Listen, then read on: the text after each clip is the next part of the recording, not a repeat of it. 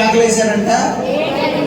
ఏకగ్రీవంగా అందరూ ఒకటే మాట, మాకు ఎవరు కావాలి తెలుసా? అందరూ చెప్పండి, మాకు ఎవరు కావాలి? బరబ్బ కావాలి. మాకు యేసు వద్దు, మాకు బరబ్బ చాలు. స్తోత్రం, హల్లెలూయా. రక్తహీనుడై రక్తసిద్ధుడై ఆయన అలాగే నిలబడినా కూడా ఏ ప్రజలలో రవ్వంత జాలి కనబడాల. స్తోత్రం కలుగును గనక. బరబ్బ ఎవరండి? బరబ్బ ఎవరండి? బందిపోటు దొంగ. బరబ్బకు ప్రత్యామ్నాయం ఎవరో తెలుసా? యేసే. బరబ్బకు బదులుగా ఎవరో తెలుసా? యేసే. స్తోత్రం. నీకు బదులుగా ఎవరండి? నీ కుమారుడు శిలువ ఎక్కింది ఎవరో తెలుసా?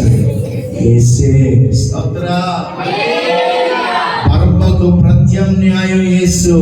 యేసు మనందరి కోసం శిలువలో చనిపోయినప్పుడు అతనుకు మనకి ప్రత్యామ్నాయంగా యేసై చనిపోయాడు. స్తోత్రం. ఆయన మన స్థానాన్ని తీసుకుని మన కొరకు చనిపోయాడు.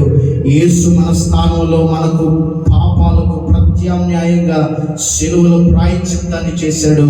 మనకు ప్రత్యామ్నాయంగా ఆయన శిలువలో మన పాపాలకు ఏం చేశాడు?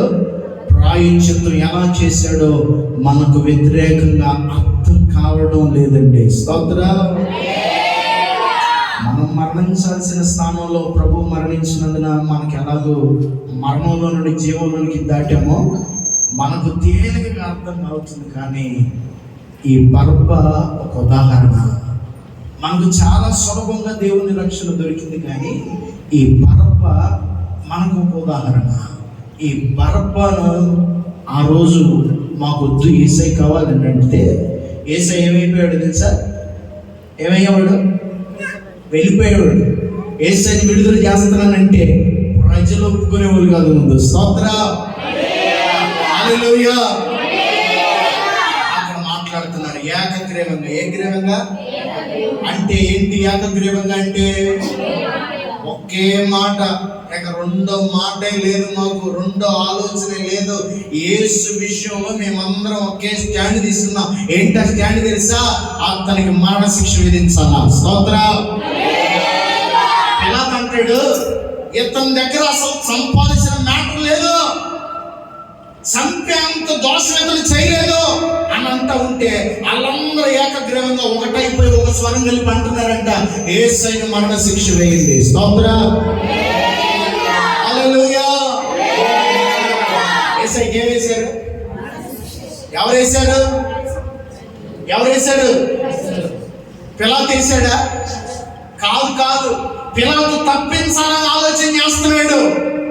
కానీ చివరికి రాయబడిన మాట ఏంటంటే ప్రజల కేకలే గెలిచాయి. స్తోత్రం చెప్పండి.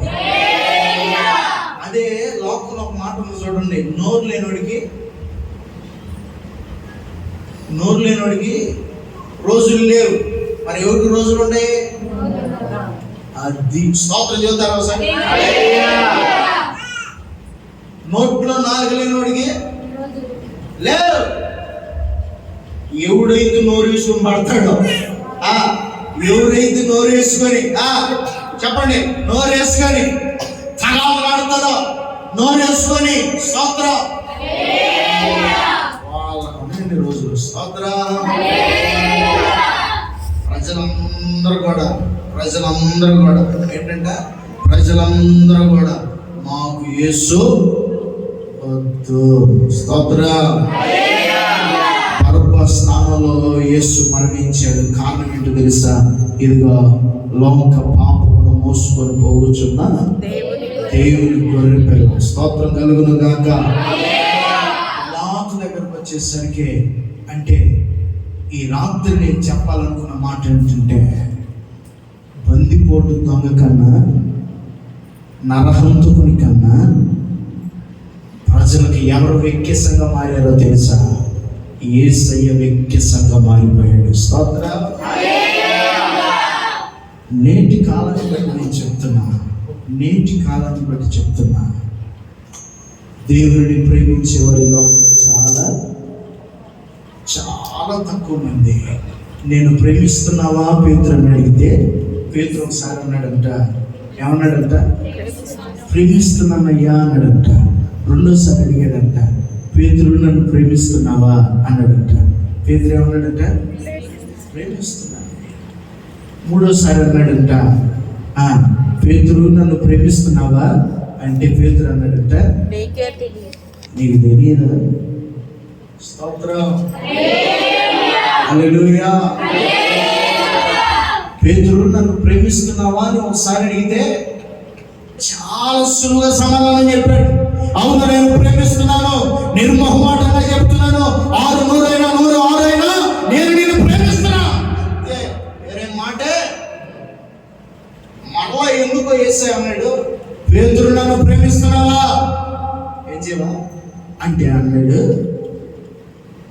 అస్సలు 100 6 100 10 10 100 అసలు ఎన్నైనా కానీ నేను మాత్రం నిన్ను ప్రేమిస్తున్నాను యేసయ్య.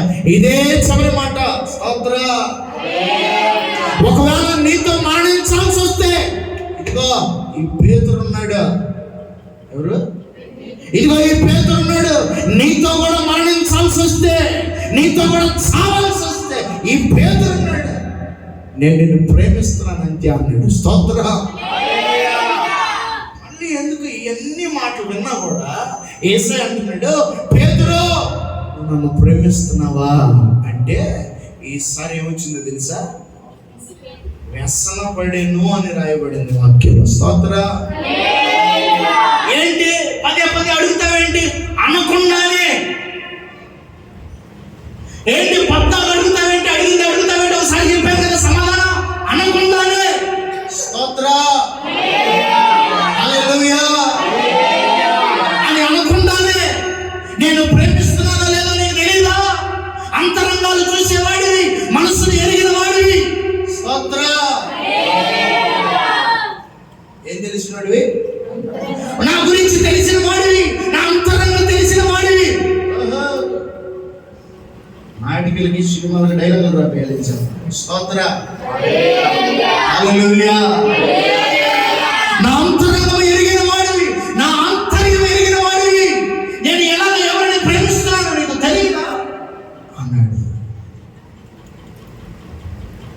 నువ్వు నిజంగా క్రీస్తును ప్రేమిస్తే, నువ్వు నిజంగా క్రీస్తును ప్రేమిస్తే నీ తోటి వారిని ప్రేమించగలుగుతావు. స్తోత్ర. నువ్వు నిజంగా యేసును ప్రేమిస్తే నీ బంధువులను ప్రేమించగలుగుతావు. స్తోత్రం చెప్పు. నువ్వు నిజంగా యేసును ప్రేమిస్తే నీ స్నేహితులను ప్రేమిస్తావు. స్తోత్ర. నువ్వు నిజంగా క్రీస్తు ప్రేమ నీలో ఉంటే నీలో అసూయ ఎందుకు వస్తుంది? క్రీస్తు ప్రేమ నీలో ఉంటే వ్యసనం ఎందుకు వచ్చింది నీకు అడ్డంగా? నేను ప్రేమిస్తున్నాను లేదో నీకు తెలియదు అని అడగకపోతే, అవును ప్రభా, నేను నన్ను నిర్మూలమాటగా ప్రేమిస్తున్నాను అనగానే యేసయ్య అన్నాడు, బాయ్ ఒక మాట చెప్తా పేతురు, కరాఖండిగా ఖండించి చెప్తున్నాను కాబట్టి ఒక మాట చెప్తున్నాను. కోడి కూయక మునుపు ముమ్మారు ఎనిమారు నన్ను ఎన్నిసార్లు అయితే ప్రేమించానని చెప్పావు? ఎన్నిసార్లు ప్రేమించానని చెప్పాడు?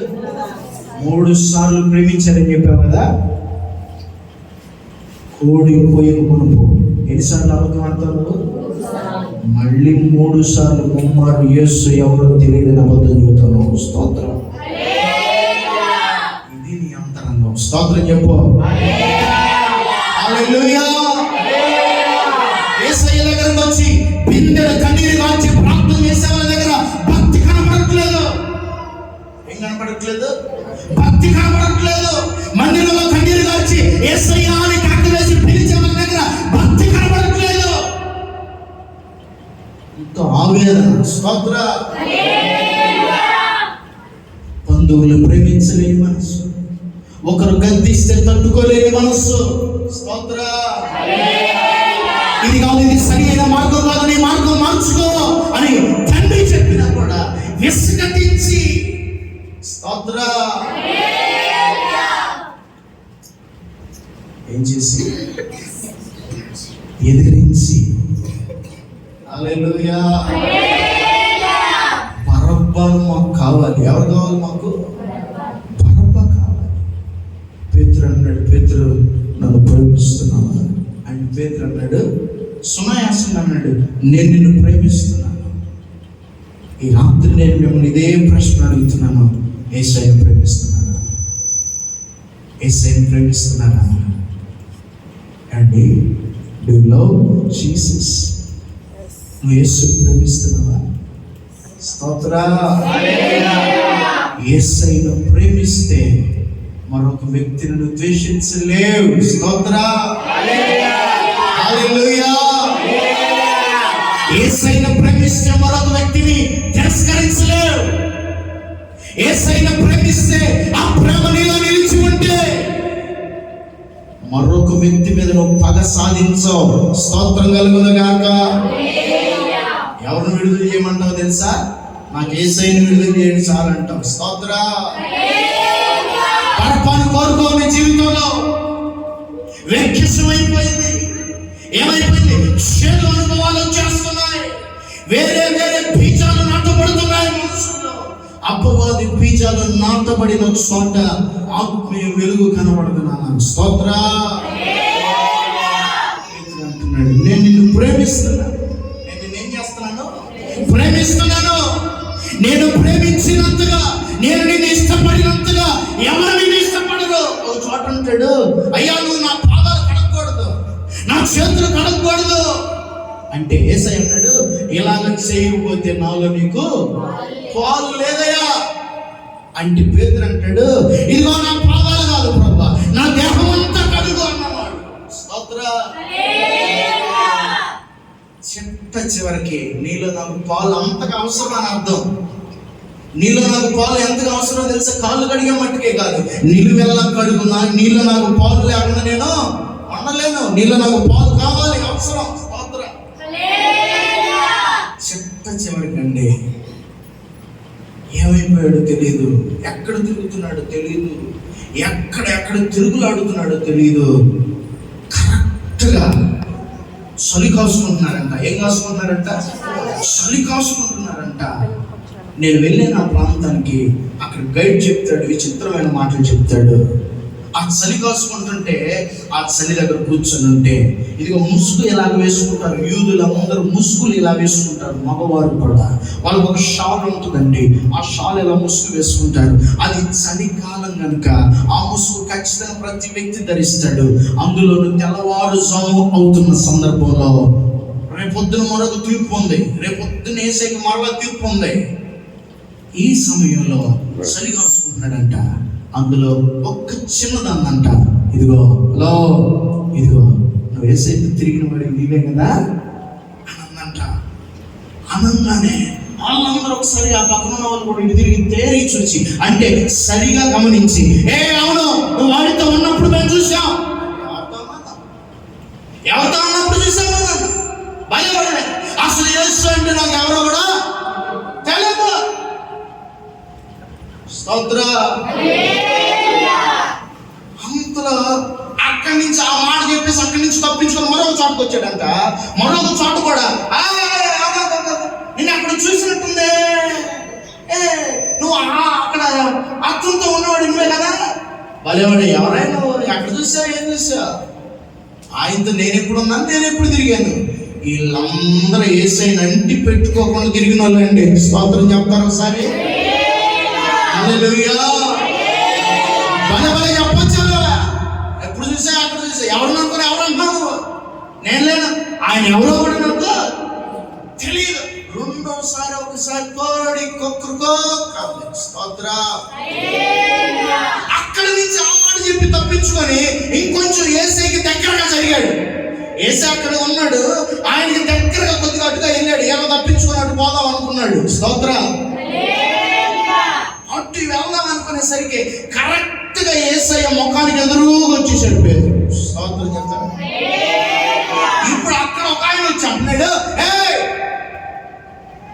ఉన్నావు కదా, తిరిగావు కదా, ఇదిగా వీడు కూడా వాళ్ళలో కూడా ఈయన కూడా లోపల చెప్పొచ్చు. దొరికిన వాళ్ళందరినీ లోపల వేసి పెట్టుకున్నారు. దొరికిన వాళ్ళందరినీ ఎట్టా గంట కడతారేంటి మీరు? స్తోత్రం అంటున్నాడు పేతురు గారు. వీళ్ళందరూ అంటే వాడి మాట దూరం ఇవ్వకుండా మధ్యలో ఏనే నోరేసుకుని పడిపోతున్నాడే. భలే భలే చెప్పొచ్చు, ఏసైతో నేను ఎప్పుడు తిరిగా, అసలు ఏసై ఎవరో నాకు తెలియదు అనగానే వెనక బ్యాక్గ్రౌండ్ లో కోడి కుయ్యండి ఒకసారి. నేను నాకు చూశాను కదా, కుయ్యండి. ఏదిరా కుయ్యరా? స్తోత్ర. కోడి అంతే అనంగానే ఎన్నోసార్లు కూర్చుంది. అప్పుడు జ్ఞాపకం వచ్చింది, కోడి కూయకమునుపు నా గురించి నువ్వు 3 సార్లు నాకు తెలియదు, ఏసయ్యే తెలియదని ముమ్మారు అబద్ధం ఆడతావు అనగానే ఒక్కసారిగా ఏసై వైపు చూశాడు. అప్పటికే ఏసయ్య నిరుత్సాహంగా నీరసంగా ఆయన కళ్ళు ఉబ్బిపోయి ముఖం వాసిపోయి రక్తధారలై కారుతా ఉన్న ముఖంతో ఒక్కసారి చూడగానే ఏసై ముఖాన్ని చూడలేకపోయాడు. స్తోత్రం చెప్పండి. హల్లెలూయా. చాలా మంది భక్తి చేస్తున్నానని, భక్తిలో ఉంటున్నానని, ప్రార్థిస్తున్నానని, కన్నీరు గారుస్తున్నానని, నాలో భక్తి జీవితాన్ని నేను కొనసాగిస్తున్నాననేటువంటి ఆత్మీయ గర్వంతో బ్రతుకుతున్నారు. స్తోత్ర. ఎంతో బ్రతుకుతున్నారు. ఎదుటి వారిని ప్రేమించలేని నీ ఆత్మీయత దేనికి ఉపయోగం? ఎదుటి వారిని లెక్క చేయనటువంటి నీ ఆత్మీయత దేనికి ఉపయోగం? స్తోత్ర. ఎదుటి వారిని ప్రేమించలేని నీ తత్వం ఎవరికి ఉపయోగం? స్తోత్ర. యేసయ్య ముందుగానే చెప్పిన ఎవ్వరు గ్రహించలా. మనల్ని కూడా అనేక పర్యాయాలు ఆయన స్వరముతో ఈ దీనుణ్ణి ఎంచుకొని మాట్లాడిన ఎవ్వరు ఖాతర చేసిన వాళ్ళే. స్తోత్ర. హల్లెలూయా. నువ్వు నిజంగా యేసయ్యని ప్రేమిస్తున్నావా బాలు? స్తోత్ర. మీరు నిజంగా యేసయ్యని ప్రేమిస్తున్నారా? ఏమండి, మీరు నిజంగా యేసయ్యని ప్రేమిస్తున్నారా? బరబ్బాను ప్రేమిస్తున్నారా? యేసయ్యని ప్రేమించే వాళ్ళు స్తోత్రం చెప్పండి. బరబ్బాను ప్రేమించే వాళ్ళు స్తోత్రం చెప్పండి. హల్లెలూయా. మనం లోకాన్ని ప్రేమించకూడదు. బరబ్బాలాంటి బందిపోటు దొంగతో మనకు సాంగత్యం లేదు. నరహంతకునితో నాకు సాంగత్యం లేనే లేదు. స్తోత్ర. వాక్యంలో రాయబడిన మాట ఏంటో తెలుసా? పాపికి పరిశుద్ధునికి పాలెక్కడ, పొత్తెక్కడ. కాబట్టి నువ్వు ఎలాగ బ్రతకాలో, ఎలాగ జీవించాలో ఈ వాక్యం ద్వారా దేవుడు మాట్లాడుతున్నాడు. నీ జీవితంలో ప్రభు ఇచ్చిన గడియలు, నీ జీవితంలో ప్రభు ఇచ్చిన సంతోషం, నీ జీవితంలో ప్రభు ఇచ్చిన ఆనందం, నీ జీవితంలో ప్రభు ఇచ్చిన కొన్ని క్షణాలు. మన జీవితం, మానవుని యొక్క జీవితం చాలా సంకుచితమైనది, చాలా తక్కువ. ఈ తక్కువలో మనుషులందరూ అది కావాలి, ఇది కావాలి, నువ్వు ఇది చేసావు, నువ్వు అలా చేసావు, నువ్వు ఎలా చేసావు, నువ్వు అందుకు వచ్చావు, ఎందుకు వచ్చావు, ఎలా అన్నావు, అలా అన్నావు అని ఈ సంకుచితమైన జీవితాన్ని ఇంకా సంకుచితంగా మార్చుకొని జీవితం ఆనందాన్ని కోల్పోయి బరబ్బా లాంటి వారిని ప్రేమించేవారు అనేకులుగా మారిపోతున్నారు. మన జీవితంలో ఎవరిని ప్రేమించాలో తెలుసా? యేసయ్యను ప్రేమించాలి. స్తోత్ర. హల్లెలూయా. మన జీవితంలో క్రీస్తుకు స్థానం ఉండాలి. లోకం కాదు నాన్న, లోకం మనల్ని ఉద్ధరించలేదు. స్తోత్ర. లోకం మనల్ని గొప్ప చేయలేదు. లోకం మనల్ని దేవుని వైపు నడిపించలేదు. ఈ రాత్రి నేను చెప్పాలనుకున్న మాట ఏంటో తెలుసా? నీ కొరకు పొంతు పిలాతు యొక్క ఆయన అన్యాయపు తీర్పు అందాడు. నువ్వేం చేస్తున్నావో తెలుసా? ఆ తీర్పుకు విలువ లేకుండా చేస్తున్నావు. ఆ పొందిన తీర్పుని నువ్వు నిలబెట్టలేని పరిస్థితుల్లో బ్రతుకుతున్నావు. లోకాన్ని ప్రేమిస్తున్నావు.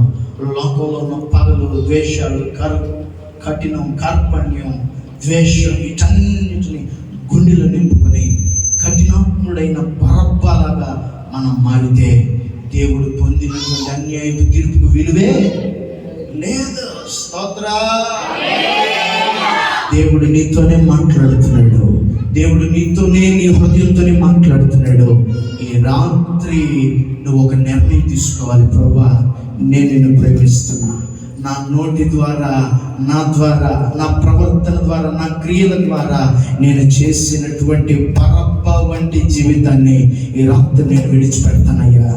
పేతురులాగా ప్రభువా, నీవెవరో తెలియదని నీ ప్రక్కనే తిరిగి కూడా, నిన్ను తాకి కూడా, నిన్ను స్పృశించి కూడా, నువ్వు చేసిన అద్భుతాలు అనుభవించి కూడా నేను ఇలాగ ప్రవర్తిస్తున్నానంటే ప్రభువా, నేను నీకు ప్రేమిస్తున్నానో లేదో ఈ రాత్రి నన్ను నేను పరీక్ష చేసుకుంటున్నానని ఒక మంచి తీర్మానం తీసుకోవాలి. స్తోత్రం.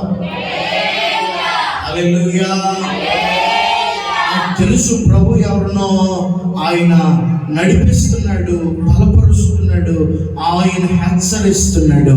ఈ రాత్రి ఆయన మాటలు విననన్నా, ఈ రాత్రి ఆయన చెప్పేటువంటి మాటలు కనుక వింటే, నీవు ఆయన్ని ప్రేమించగలిగితే, ఆయనను హత్తుకొనగలిగితే, బరబ్బ లాంటి నీ జీవితాన్ని ఆయన పాదాల చెంత పెడితే నా ప్రభు నీకు సంతోషాన్ని ఇవ్వగలుగుతాడు, ఆరోగ్యాన్ని ఇవ్వగలుగుతాడు, సంపదను ఇవ్వగలుగుతాడు. స్తోత్రం కలుగును గాక. హల్లెలూయా, హల్లెలూయా. ఎవరిని ప్రేమిస్తున్నావు? ఎవరిని ప్రేమిస్తున్నావు? నా ప్రభు అయిన యేసుని ప్రేమించు. నా ప్రభు అయిన యేసుని ప్రేమించు. యేసు శిలువ పైన మన స్థానాన్ని తీసుకున్నాడని ఎప్పుడు మర్చిపోవద్దు. స్తోత్రం కలుగును గాక. అట్టి కృప పరిశుద్ధాత్మ దేవుడు మనందరికీ అనుగ్రహించి నడిపించి ఆశీర్వదించును గాక.